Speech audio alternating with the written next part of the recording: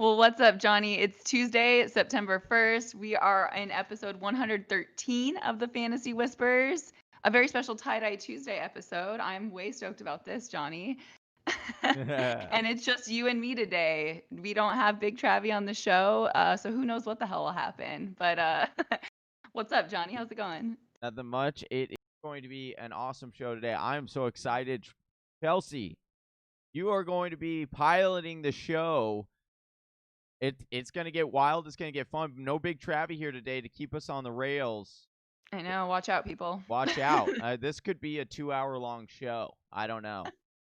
We're going 24 hours, I thought. That was the plan. Yeah, exactly.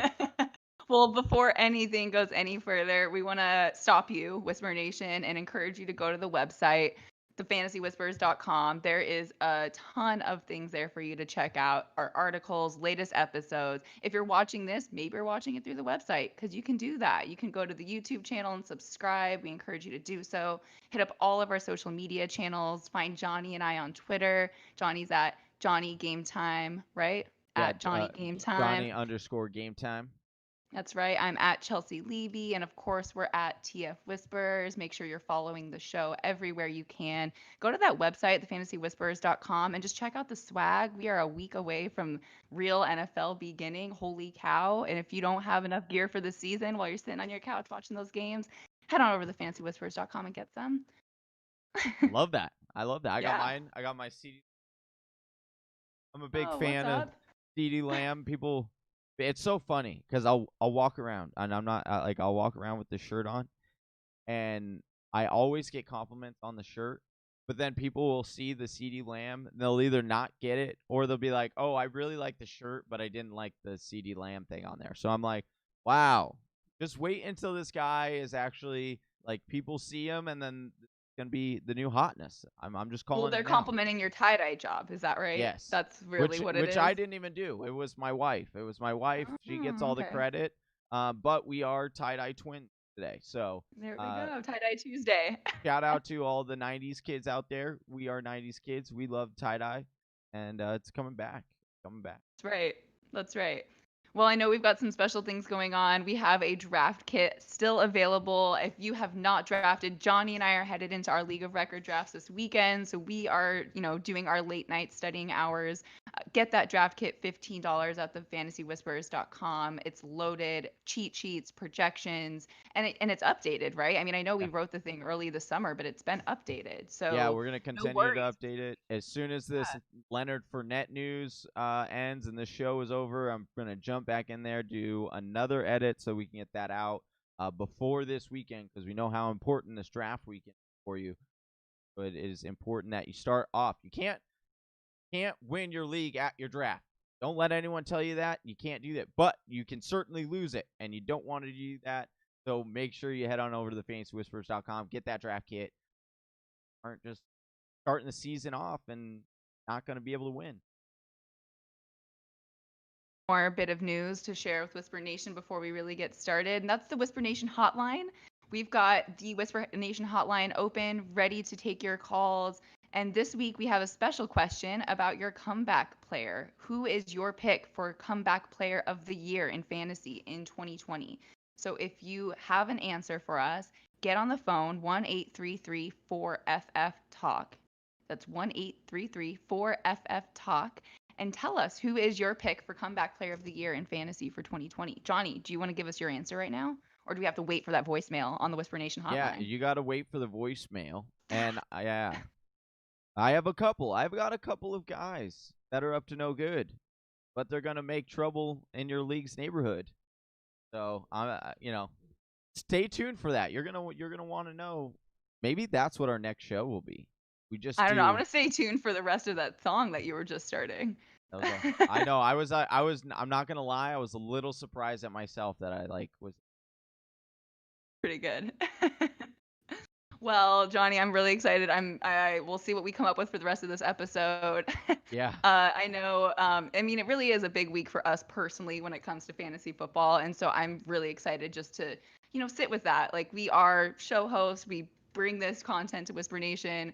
I mean, you do it on a daily basis, my God, but just on a regular basis being able to do this. And for a second, I want to take a step back and make this about us a little bit. Hey, I mean, we are walking into our own draft weekends this weekend. So I know you're spending a lot of time, the wee hours of the night or the morning studying, and I'm really curious. And it's not just because I'm in your league with you, Johnny, but I want to know if you're willing to tell us in Whisper Nation, what are some of your pre-draft rituals? Oh, absolutely. So some of the things that I like to do, obviously, I give out all my advice to you guys for free on YouTube, on social media, all this stuff.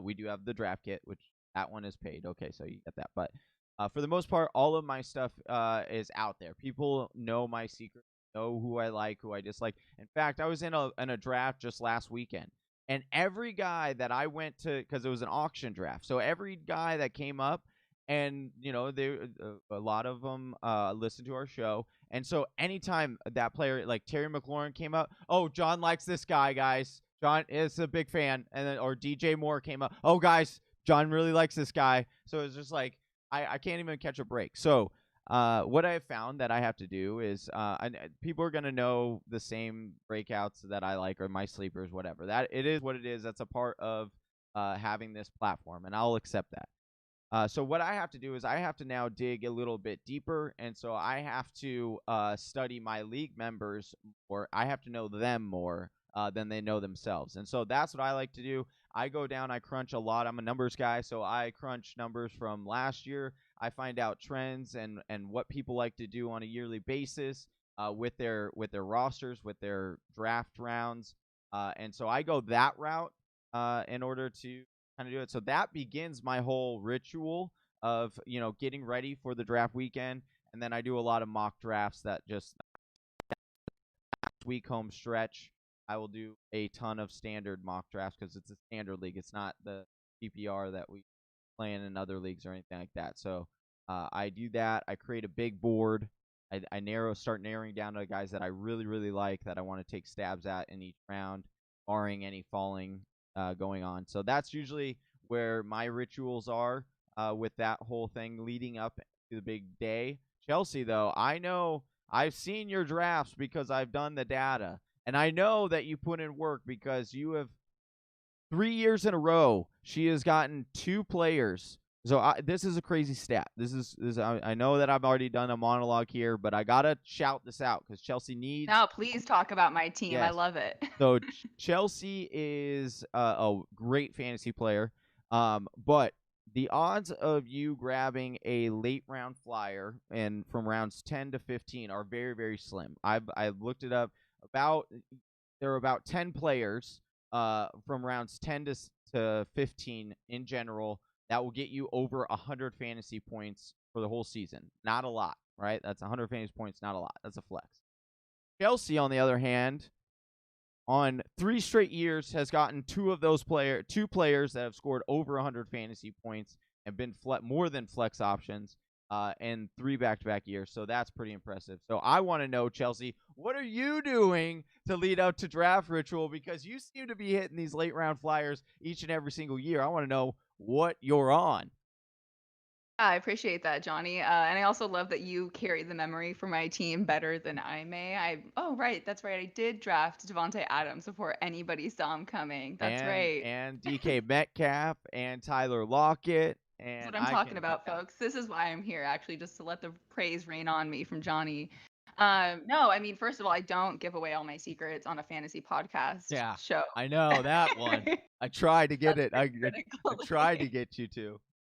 No, but we do talk really openly for the most part about things. I know you guys like to pick on me because I don't always like to join all the mock drafts, and that is partially strategic. It is, not always of interest to me to have people think of the players I'm going for. And I spend a lot of time in mock drafts. I mean, my sleeper app is just completely just full of mocks. And sometimes I'll open one and not even like sit around for it. I just want another thing to reflect on, an interrogator question.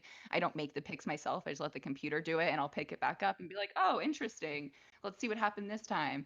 I really try to find ways to eliminate my bias walking into the season. I guess that's my biggest thing, because for whatever reason, I carry a lot of bias about players from the previous years. I mean, Chris Godwin being the perfect player. I did not see a matchup with Chris Godwin all of last season. He was not on my team. And because the way our fantasy schedule in our league worked out, I didn't play the team that had him at all. So Chris Godwin hasn't entered my thinking. And like when Wow, I see this guy interesting. sitting at ADP right next to Mike Evans, I'm just like Yeah. so just that type of thing. But I have to like, if I'm sitting in a spot where Chris Godwin's repeatedly falling to me in my drafts and I'm going to let this type of recency bias or just negativity that's like sitting in my head about a certain player stay there, then I really need to confront that and be like, nope, these guys are good or like maybe effective for my team in these scenarios. So that's really my pre-draft ritual, is like honing in on why I've let myself not pay attention to a certain player for a really long time and try to question why that is and get off of it.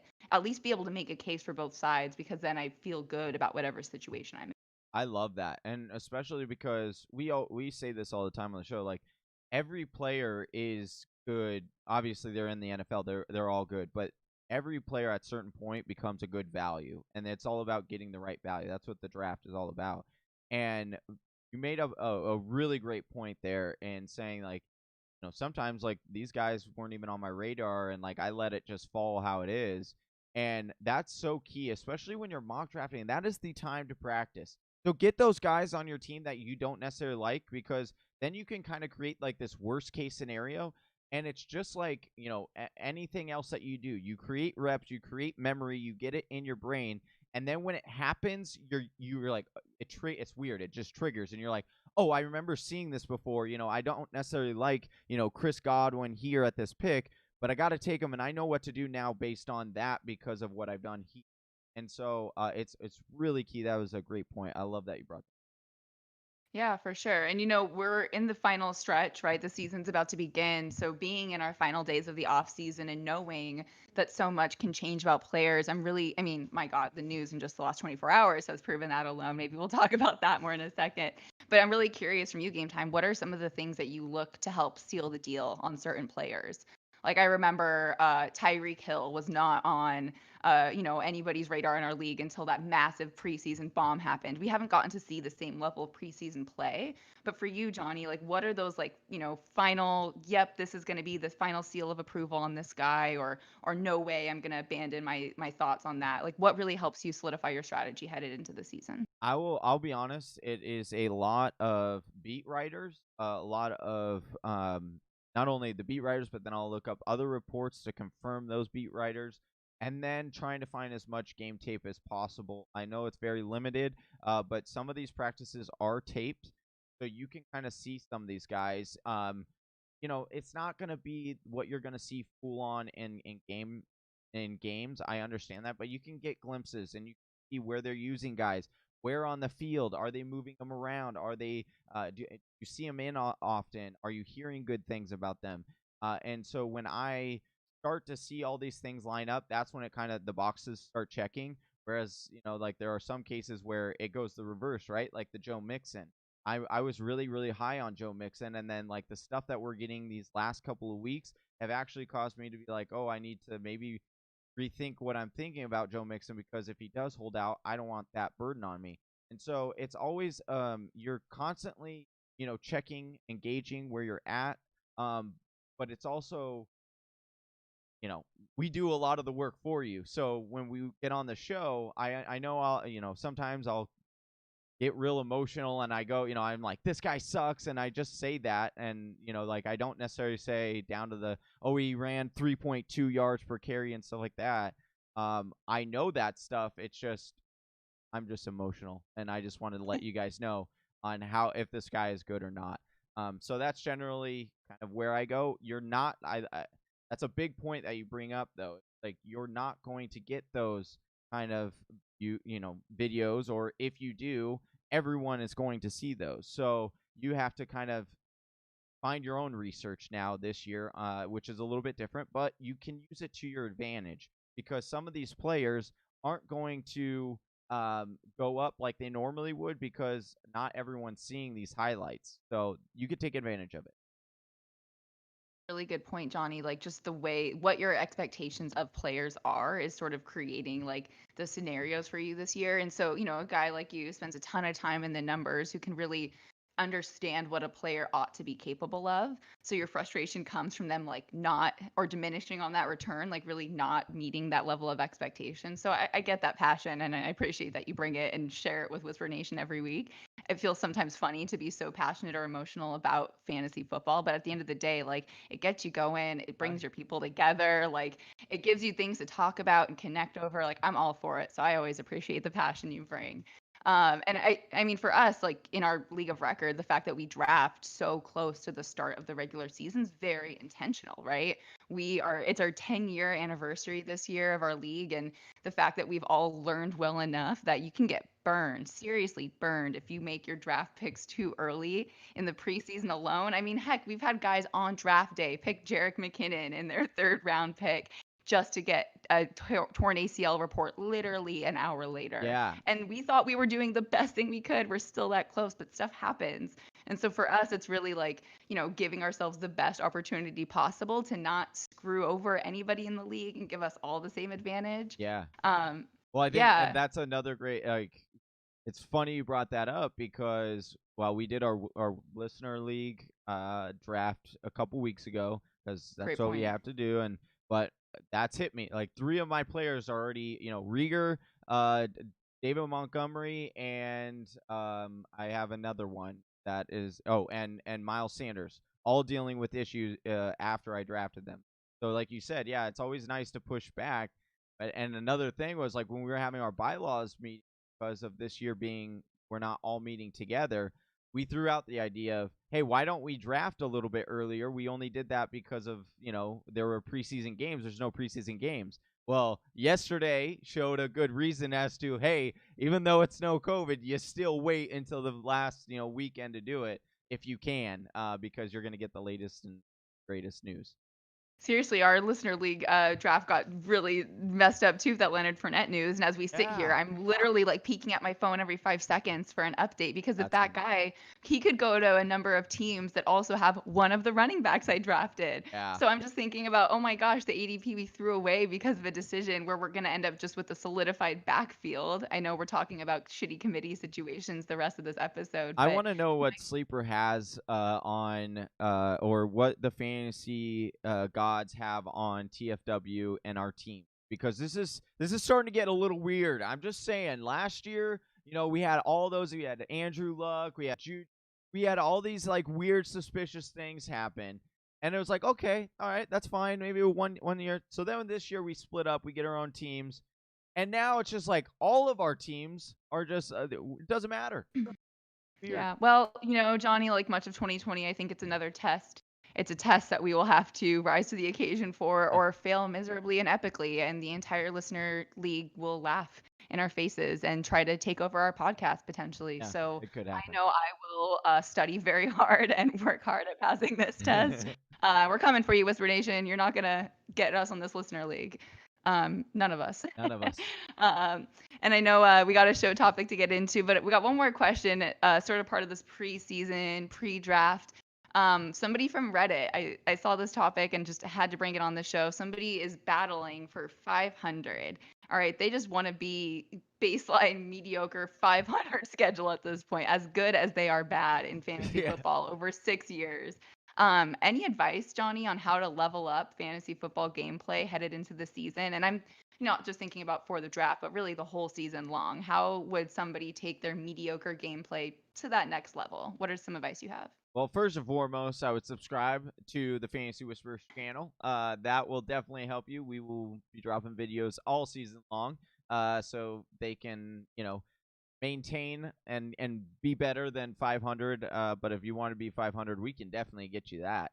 And so that's our show guarantee. Actually, we can definitely get you at least 500. Yeah, I'm very confident in that.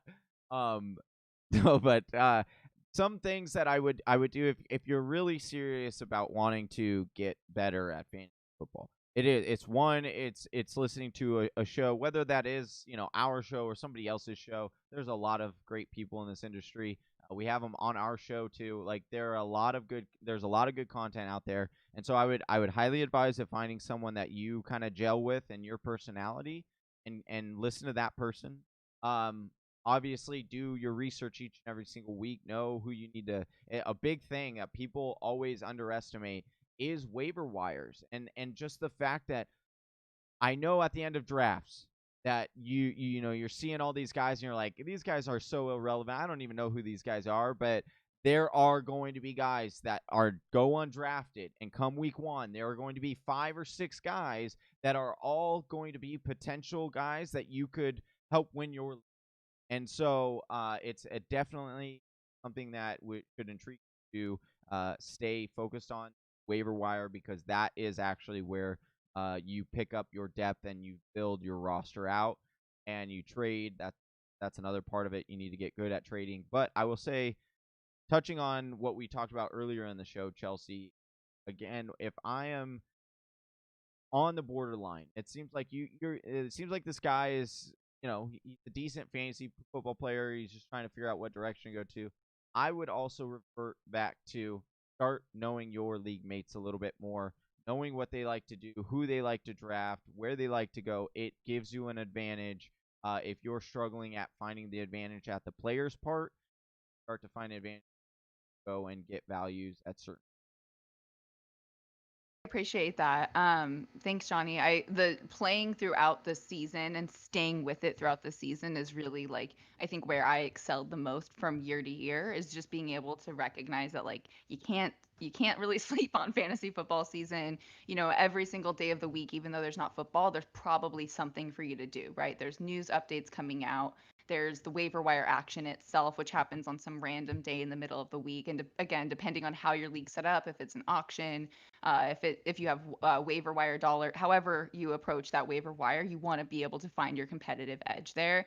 And even if it's not the handcuff for the running back that went down that week that you're going after, you still want to take bets on guys. It Yeah. just keep your roster fresh. It's really something that I took for granted. I would draft guys, fall in love with these guys, want to hold them on my roster and make them mine all season long, and see them off to a victory at the end of the season, and it just wasn't happening. And so you can keep your roster fresh a couple of ways. I'm not in favor of trading. I don't really like or feel confident approaching trades, especially in our league of record.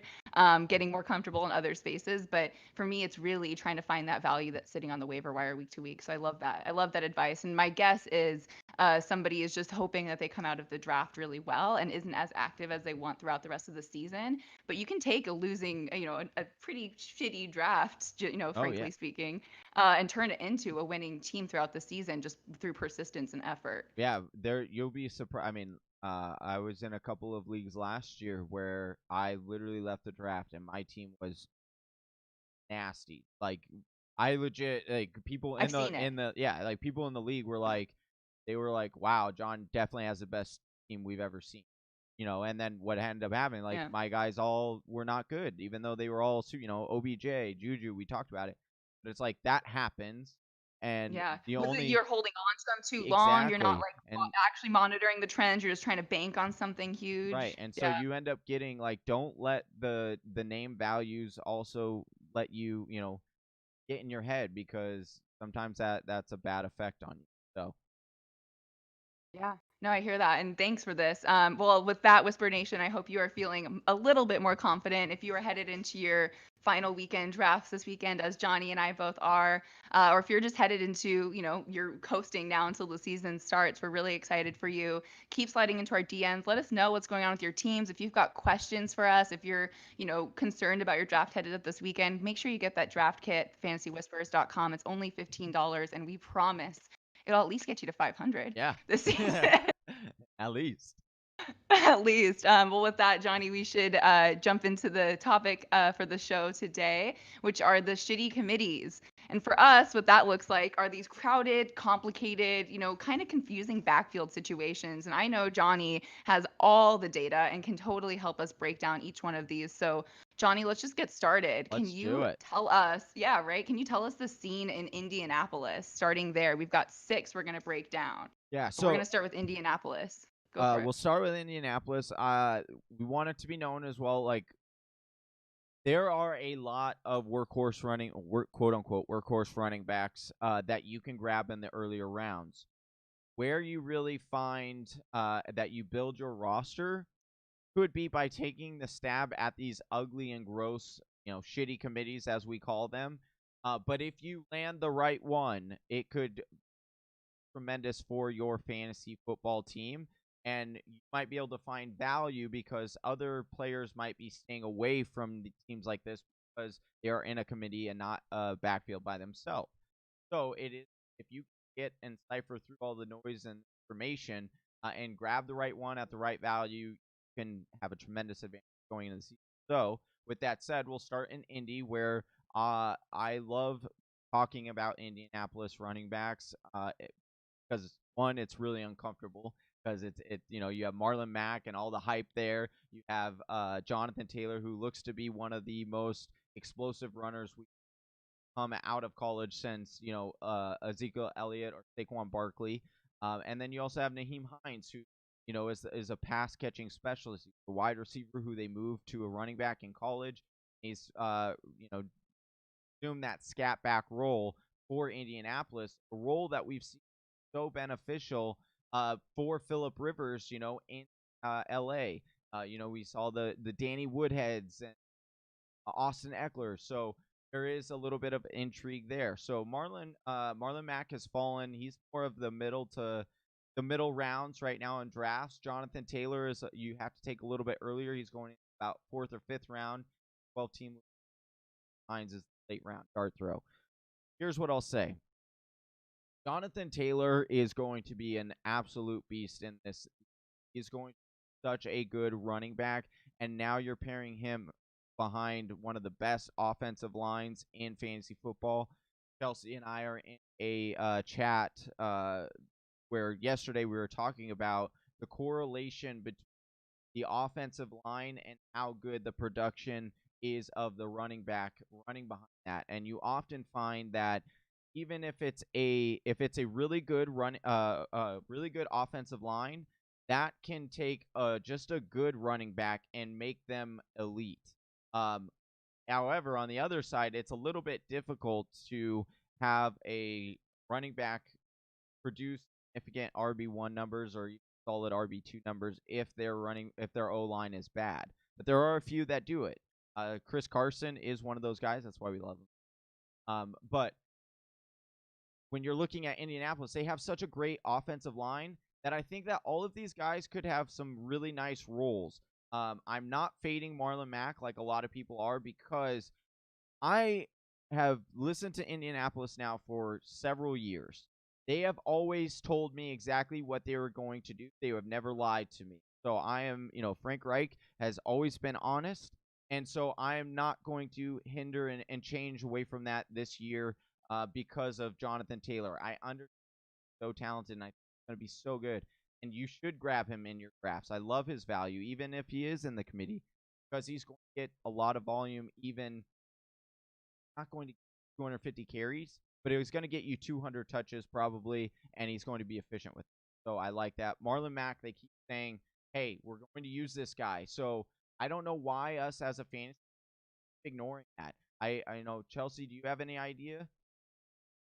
I mean, he was the most explosive runner for the Colts in 2019. And you say that there was, guys in position, Nahim Heinz in the perfect position for him. He's still not the best runner on the team, despite it being the perfect fit. And I think about the Colts offense in general. Over the course of 3 years, Marlon Mack was such an exciting prospect coming in with the Andrew Luck quarterback situation. Boom, I think it was a year ago this week we were getting the news that Andrew Luck is out of NFL, like so suddenly and unexpectedly. Anything could happen. And then we have Phillip Rivers at the quarterback position now. So just in general, there's been a lot of movement on that offense. And I love this segment in general because we're telling people, look, it's crowded, it's complicated, but you got to trust these guys. Like at the end of the day, listen to what the coaches are saying, anticipate where these positions are or where these guys are going to be playing in these positions, and take the risk. It's the right risk to take, especially where they're falling in ADP. So I'm not sure why people are not paying attention to the numbers, to the stats that came out of Marlon Mack last season, and just to the looking at this as a real opportunity here to again get value in a place where you may not have that type of value available in your drafts. That's the whole point. Yeah.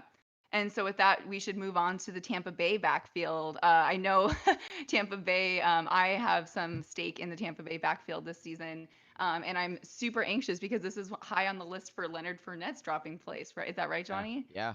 So this could get even more crowded. But before the news drops this morning, before we hear any updates about any pending running back additions, let's just talk about the scenario as it currently exists for the Buccaneers. Give us that breakdown.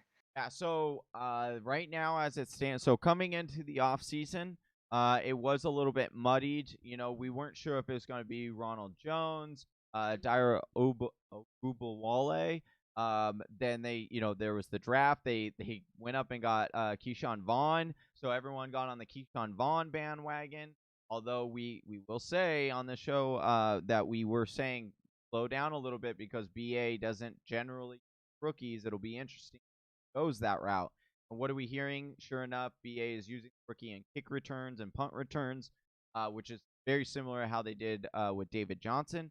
Now, Keyshawn Vaughn is not the same talent of David Johnson. So can't expect or think that that's what we're going to get. We also have to look at the reports. Again, we talked about this in the show. Beat reports, what they're saying and what they're saying out of camp. And what they're saying out of camp is Rojo is getting all of the, he's getting the bulk of the carries, going to have the first crack at this. Now, he did injure his foot a little bit. Okay, so I thought there was a news break there. Got really excited for a second. But he should be fine. People were making a bigger think about this than what it really was. It didn't seem to be a big serious injury. So Ronald Jones has been creeping up because people are really starting to see, okay, this is the guy that BA is going to go with. He's been working on his pass catching, which is actually where BA used him last year, which was kind of weird because that and here we thought that's where he was kind of deficient in his game was in the pass game, but that's where BA wanted to use him. So I think Ronald Jones is worth the stab in the 4th, 5th round, barring, of course, if any Leonard Fournette going there or anybody else going there. We also have Lesean Mccoy that got signed late, which is also another very interesting signing. Bringing up BA and his past history. Speaking of the David Johnson year, if you remember back then, they had a guy named Andre Ellington who was like a scat back, built very similarly to Rojo. And then they went and got Chris Johnson late in the training camp, signed him. And he was actually a RB2 for you until he went down. And then they started to over to David Johnson. So That the season somebody in our league of record was playing 3 running backs from the Cardinals or had 3 running backs from the Cardinals and started on 1 week on their team, and it wasn't crazy in that scenario. It worked out. And right. It's so definitely Rojo is the guy that you're going to want. Lesean McCoy has some intrigue. They're saying he actually might have the lock on the 3rd down work where we thought Dyer Ubawale was going to get that. But I do know that he did struggle in pass protection a little bit last year. In fact, Jay Gruden exposed him on Hard Knocks last year, if you remember that, about his pass protection. But anyway, so that could be an issue. So I don't mind Lesean McCoy as a late round dart throw, as maybe there could be something there. But if I'm going to take a stab at anybody in this backfield, it is going to be Ronald Jones. He has a breakout season. Tampa Bay, back to Lesean McCoy's old backfield. Let's head to Buffalo, Johnny, where we've got another interesting scenario on our hands. We've got Zach Moss and Devin Singletary really competing for the backfield there. And I know you've had some movement and some shifting opinions on things this season, but where are you standing now as we're just days away from the start of the season, Johnny? Yeah, so I have this hurts me, Chelsea. This hurts me. And it does make me a little bit more at ease because Big Travy's not on the show, so I can say this a little bit more because I know I'm not going to get as scrutinized by This Philly. Is a truth-telling moment? Yeah. By Philly Chelsea, but I was a huge believer. I still am a huge believer in the talent of Devin Singletary.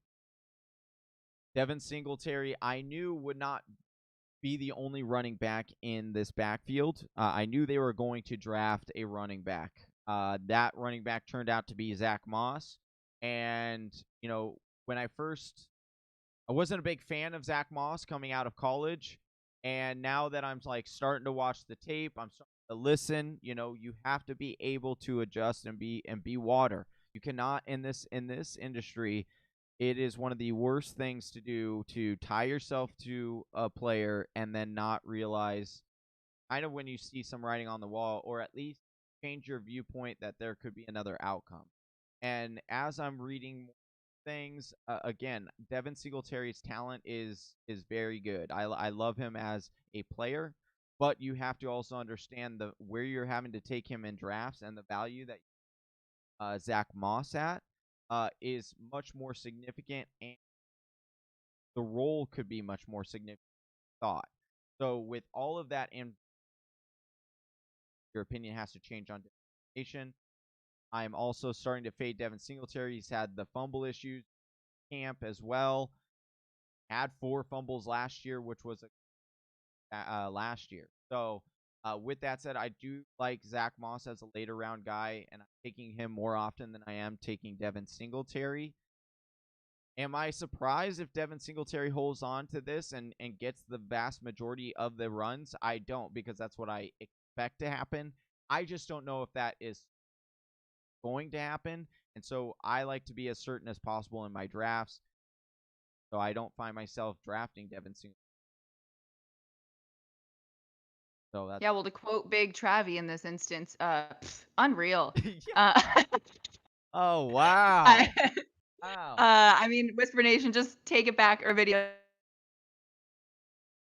actually an important growth moment and something everybody in Whisper Nation ought to learn from. The same thing I was saying earlier, what are some of the ways that we approach the season? You got to shed previous bias. You really got to like interrogate and question why it is you're holding yourself off of some of these guys. Because if you're sitting there trying to just be right, or trying to, have somebody meet your expectations and it's not going to happen, what's going to end up happening is you're going to miss the opportunity on one of these players, and then somebody else on your league's going to grab them, and you're just going to be sitting there with too many emotions to deal with for fantasy football. So don't put yourself in that scenario. Admit that you're wrong, like Johnny Hicks just did, and keep rolling, people. I love that, Johnny. Thank you for that admission. And moving to the Denver backfield now. This is something that I really need to like question and interrogate my recency bias on. But I know you have some good words to say when it comes to Melvin Gordon and Phillip Lindsay and how the Broncos are going to handle this crowded backfield situation, Johnny. Yeah, so I don't understand the Melvin Gordon hate. I really don't. Do you want me to tell you? He is in Denver and he said he can't breathe there. Immediately, I'm like, come on, guy. It is your job to run in Denver and you've played ball there before. What do you mean you can't breathe? Maybe it's not hate, but it's a little bit like, what?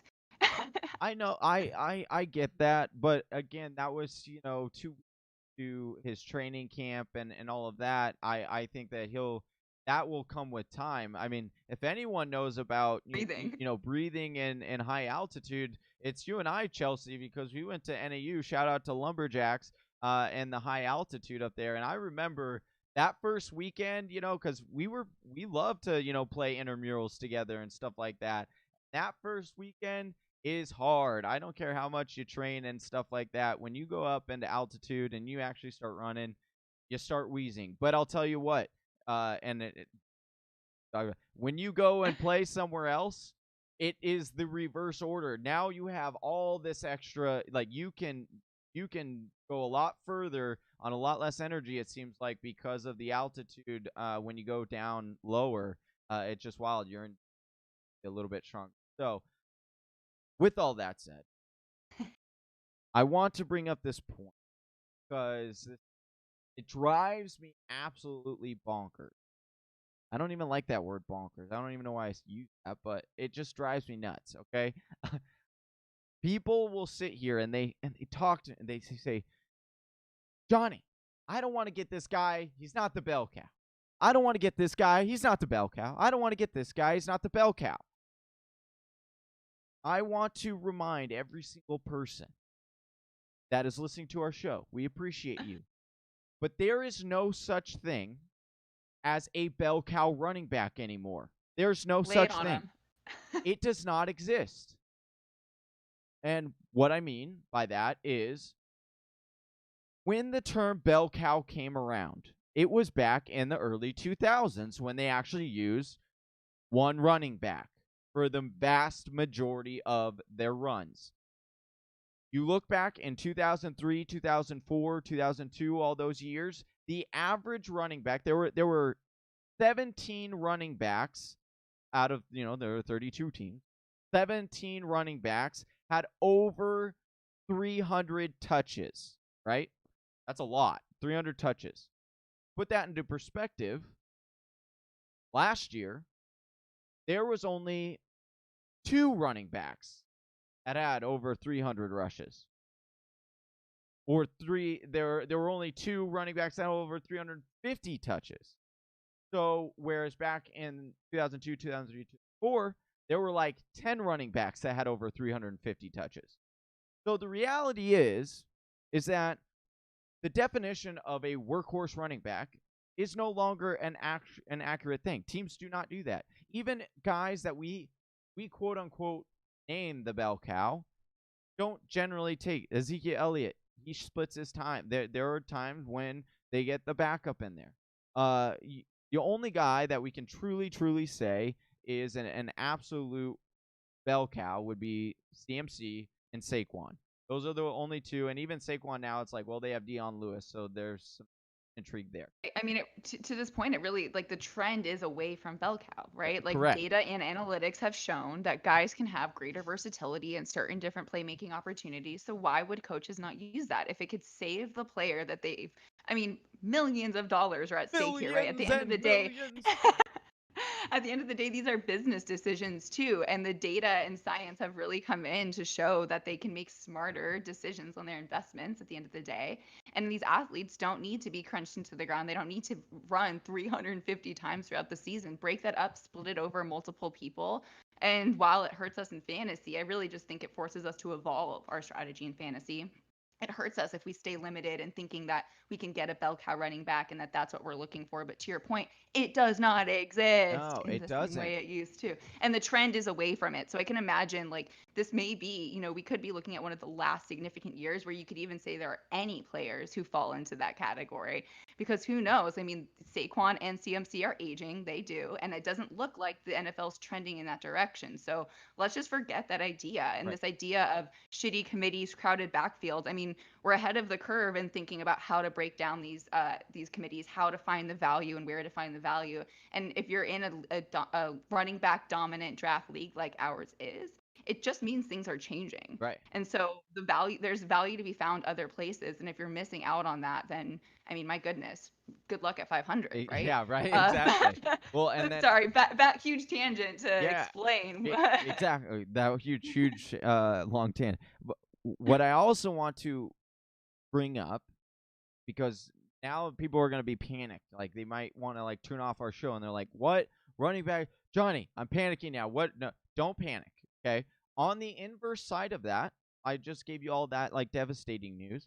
But on the inverse side of that, we also have to realize that these systems are more evolved now. The game schemes, the plays that are being called are more in tuned now than they ever have been. And so what you are seeing is that although I just told you 17 running backs had over 350 carries versus only 2 last year, if you go and you look at the top 24 running backs, you go to the top 24 running back of last year, and you go to the number 24 running back back in 2004, what you find is that last year, even though the running back that was finished 24th last year had on average about 100 less carries or 100 less touches, they were more efficient with those touches and they scored more fantasy points. So the argument that, oh, I have to have all these touches, I have to have the bell cow, should not be in your mind. You need to look for where you can get value and where you can get touches that will get you efficient and get you to score fantasy points. And I bring up that long tangent. I throw all those numbers out there because that's why I'm looking at Melvin Gordon, and I'm looking at, and people are saying, but Johnny, Melvin Gordon is in a timeshare. He's not the bell cow. He's not this. He's not. Melvin Gordon is a good running back. Denver paid him to bring him in. I understand Phillip Lindsay is there, but Melvin Gordon, you take out his rookie year, he has scored no less than 8 touchdowns, and he has scored between 8 and 10 alternating for the last 4 years. So, and he's due, by the way, last year he had 8 touchdowns, so he's due for 10 rushing touchdowns this year. I'm just saying.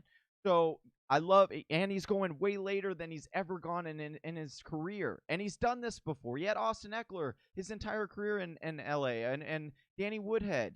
So, he's done this before. I don't know what people are thinking there. And then I am a big fan of Phillip Lindsay because they're still going to use this guy. This guy is an undrafted free agent who's always got a chip on his shoulder, always outproducing his ADP every single year. So why am I going to doubt that? Denver will run the ball a lot. They want to be a run-first team to open up the passing game. And so in order to do that, you're going to run early and often, and that's what Phillip Lindsay and Melvin Gordon. That's I get real emotional about that one. No, it's good. I really appreciate it. And I mean, you got it, right? Like, this is how people understand and get it through their heads. And it's like in a shifting and constantly evolving landscape when it comes to football and I mean, sports in general, right? All sports are sort of evolving. How do we take hold of this? Where do we find value? And how do we bring it into our fantasy sports? So I appreciate you doing this, Johnny. I know. We've got 2 more busy, shitty backfields to break down. And I know Johnny's got feelings about him, so let's get into it. We've got Baltimore, Johnny, Baltimore Ravens. We got Mark Ingram and J.K. Dobbins. I don't know why I couldn't say that. What are you thinking about this? And I mean, we should probably not forget their quarterback, who is basically a running back also. So tell us how you approach the Ravens situation, Johnny. So how here's what I'm going to be honest with Whisper Nation. Another thing that I looked back at, and this is going to be something that, again, be very cautious when I'm telling you this. Again, it's knowing the value and when you can get them. Okay, I was looking back at past data, and I was looking about all these. We always talk about it. Get the handcuff. Get Ezekiel Elliott's handcuff. Get Alexander Madison. Get his handcuff. Get all these guys. High upside. And there is very high upside there. But what I found is the vast majority of the time, those guys didn't produce over 100 fantasy points. Now, earlier in the show, I told you that from rounds 10 to 15, there were only about 10 players that finished over 100 fantasy points, which is about a flex. If you want to look at it, it's about a flex, like saying that 10 players will be able to be comfortable flexes on a weekly basis, right? And the vast majority of those instances were never handcuffed. They were never handcuffed. And so I'm not going to sit here and say never grab a handcuff, because that would not be the right thing to do. I want to advise people on art with the handcuffs. Don't overpay for the handcuffs. And why I'm saying that now is because I feel like J.K. Dobbins is being overpaid as a handcuff. Mark Ingram is still in this backfield, and Mark Ingram is being tremendously undervalued. He's another guy that, just like Phillip Lindsay, every single year just outproduces his ADP, and people want to write him off the following year for some unknown reason because they want to say, oh, he's not a bell cow. He splits time with some other running back. I don't want him. Well, you can do that. That's fine. I will take Mark Ingram at his value. Got injured late last year, but he's been a relatively healthy player throughout his career. Always put up solid RB2 numbers or flex numbers for you. And last year he outproduced. He was going in the 4th round. He ended up being an RB1 for him. So I love where Mark Ingram's value is. He's the guy that I would go with in this backfield if I'm taking a stab. The reason why I'm a little bit more hesitant on J.K. Dobbins is because people are I've seen him go in the 6th round. I've seen him go in the 7th round. And to me, I'm sorry, Kareem Hunt is going in the 6th round. Deandre Swift is going in the 6th round. These guys have just as much, if not more, upside and an easier path, in my eyes, to getting that belt, or the majority of the work there over J.K. Dobbins. It is going to take an injury to Mark Ingram, and even then, they still have Gus Bus. They still have, Hill there. And so I'm not saying that Dobbins, his talent should overcome all of that. Absolutely. But I don't know if it will, because they do like Gus Bus there. He averages over 5 yards a clip. So I just think that people are getting a little too excited and seeing the upside. Yeah, the upside is an RB1 for sure if Mark Ingram goes down. But you're banking on that each and every single week. And I just don't like doing that if it's not an running back. I don't think Mark Ingram. That's where I'm going. You want to take the leap and take J.K. Dobbins, and it worked out for you, I will applaud you. I'll say that's a huge gamble, and it paid off for you. But in general, I'm not willing to take a big gamble like that. I would much rather take a Chase Edmonds 11th, 12th round, who I think has just as much high upside than J.K. Dobbins, and actually has a clear path to a starting running back job than J.K. Dobbins. So that's just me. No, I appreciate that. And what I'm hearing you sort of get at is that some of these shitty committees or crowded backfield situations, there's still a player that has the majority share, right? Like, and majority share, basically the lead role, right? Even if it's a committee, there's a shared situation, but the majority share is still a really important thing to bank on. And if we're talking about teams that are going to have running backs go basically the same amount of volume all across the board, or that there's a likelihood that one will be the majority share carrier. So it's not the lead back. We got to stop using that bell cow language.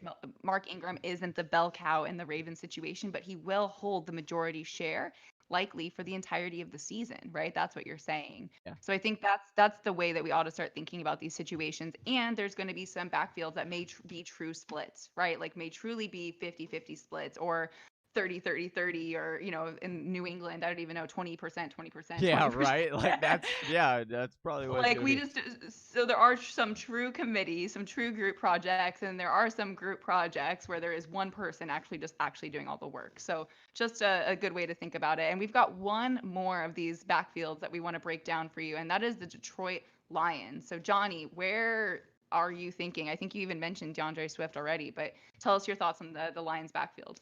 So my thoughts are that I be very clear on this one, because this is probably, every year I have like a nice, really bold, take. Last year it did not work Just out one? for me. Well, yeah. I usually will have one that I will like literally put my stamp on, and this is going to be that person this year. Last year it was Dante Pettis, full exposure. That was a horrible pick, and I apologize to Whisper Nation on that pick, although he might be a little secret of a gem this year. But I will say, okay, so when it comes to Detroit backfield, I'm going to say this right now. DeAndre Swift will be this year's Miles Sanders. He may not start this year as the lead dog. He may not start by getting the majority of the carries. But I guarantee. And that's Miles Sanders situation too, though, yes, right? To your point. Correct. Okay. But I guarantee, like Charles Barkley, I guarantee that come by the middle of this year, DeAndre Swift will show enough, he will do enough, that it will be in no question that he should be the number one running back there for Detroit, that he is talented enough to be the bell cow, the quote-unquote bell cow there, and he is going to lead a lot of teams to the fantasy championship.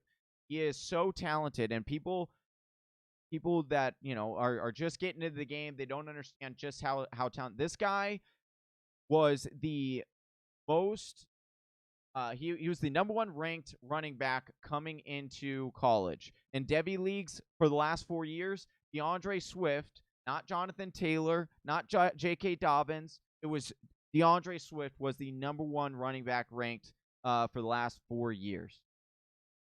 Then he goes to Detroit, and people just all of a sudden start tanking on this guy because he goes to Detroit. And I get that. Detroit hasn't had a great running back, since Barry Sanders, and, you could say the 1 year of Reggie Bush, but it's been mostly a miss, and I get it.